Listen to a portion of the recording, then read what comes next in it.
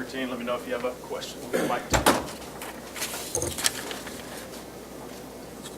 How's everybody doing today?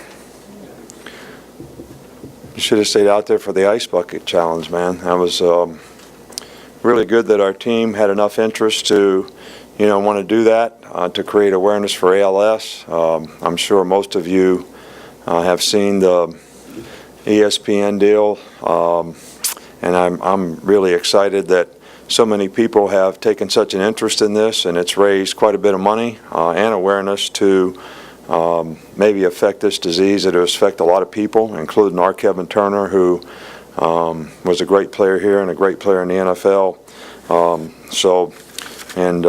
We're certainly do our share in making a contribution to, help that cause. From a team standpoint, I would say, my take from the scrimmage is, we have a lot of potential, but lots of people have potential. It's sort of what we do with it. Who's willing to go live and do the things that they need to do to, live the words. Everybody says they're all in, but they got to go live it every day.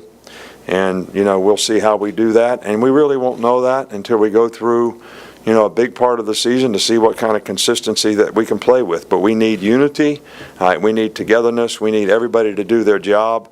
And looking at the scrimmage, there's too many plays where 10 guys do what they're supposed to do very well, one guy doesn't, and it affects our ability to be able to have success on that play. So, whether it's a penalty, whether it's a missed call, whether it's a mental error, a missed tackle, a busted coverage, whatever it is, we need to eliminate those things so that, we can play error-free football and let the other team try to beat us with the players that they have rather than our lack of execution.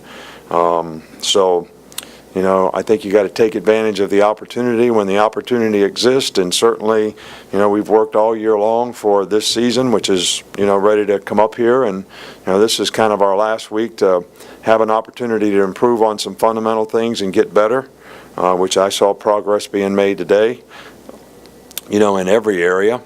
And then, we're still going to work on opponents, and, probably later in the week, we'll start working on West Virginia. So I don't really think that, I think you guys have been around here long enough that I think you can practice too long for a game. There's things that we work on every day that are things that we don't see. They play a different defense, so, we need to look at that a little bit, 3-3 stack, with our offense. And they're obviously a speedball team that spreads you out and throws a lot of bubble screens and, makes you defend 53 yards wide and lots of vertical routes too. So we've got a lot of things to work on, but we're working on the front end of our schedule now from Florida on up. So, that's really, what our focus is. I've got two. First, I guess you went through the challenge as well. Did they do a better job with the bucket than they did in Pasadena? Oh, yeah. We had them throw it off the porch, so nobody could get hit in the head. But we had the whole team there, and they had about 15 buckets, and it was good. That's why I changed shirts. It was good. I challenged my good friend, Senator Joe Manchin from West Virginia, who I grew up with, who's a U.S. Senator. Mark Ingram, our only Heisman Trophy winner at Alabama. Paul Feinbaum, who is, one of your illustrious colleagues in the state of Alabama. And, Will Muschamp told me nobody ever challenged him, so he was a former assistant of mine and a good friend, so we challenged him. So those are our four people that we challenged today. Okay, and my other one, and just have to follow up from the scrimmage going into practice this week, will you continue to handle the quarterbacks the same way? Yeah, we're doing the quarterbacks the same way. It's somebody has got to take the job. One day, one guy plays really well, and you say, well, that looks like that might be it, and the next day the other guy plays really well, and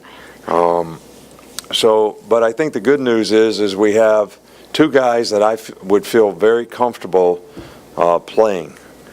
So I think this competition has helped us develop several players, and Alex Morris has actually had a really good fall camp, and we feel like he's made a lot of progress as well. So we're kind of encouraged by what all three of those guys have done, but I would like to see somebody take the bull by the horns from a leadership standpoint and a consistency standpoint and, win the job here, sometime, but we're not going to make the decision until somebody does that.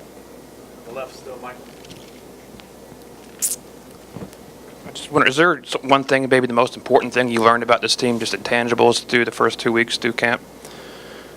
Well, I've liked, everything about this team. I saw some things in this last scrimmage that were very encouraging, that reinforced all the things that I liked, in the team: character, attitude, chemistry, effort, sort of intangible type things that you look for. But I also saw some things that was disappointing, especially when, things didn't go well for a few of the guys. Instead of responding to the challenge and the adversity, they kind of let it affect them. And, that's never been a quality that we want on our team. I don't think you can compete in our league on the road with all the adversity that you have to overcome and not have, a stronger sense of purpose to be able to focus and play with consistency. So that's something that some of our guys certainly need to work on. Front here, Mark. I wanted to ask about Blake specifically. What improvements have you seen from him since the spring? Well, Blake's really improved, first of all, his knowledge of the offense, capable of doing a lot more things, really improved as a passer. And because he's improved as a passer, I think he's more confident. So he doesn't go what I call rat trap and start running around. I mean, he really has enough confidence to throw the ball on time and throw it to the right place and feel like he can make a completion and not have to do everything himself. So I think those are probably the two areas that I think he's improved in the most. I know Trey DePriest has practiced, but he's been a bit limited. How far away is he from a conditioning standpoint to being back where he needs to be? And given the inexperience at middle linebacker, how important is he to this defense? Well, he practiced in the scrimmage and played in the scrimmage, and I don't think that you can. I don't know exactly how many days he missed, the week or 10 days or whatever, and then he wasn't full speed, but he's pretty much full speed now. He was pretty much full speed on Saturday. We've been working with him on the conditioning aspect, but I think when you reach this point of the season, he's going to have to play himself in shape. I told him today, I said, you're going to have to push yourself in practice like you never have before, because that's the only way that you're going to get in shape, because, you're not going to have camp to go back to. And I think he'll do that. And when we play these speedball teams, we might have to play, more guys until we get him to that point. Last one, DC. I want to ask about the punting competition and if J.K. Scott has sort of separated himself from any others. Yeah, he's separated himself. He's the best punter we have. I mean, have you seen him punt?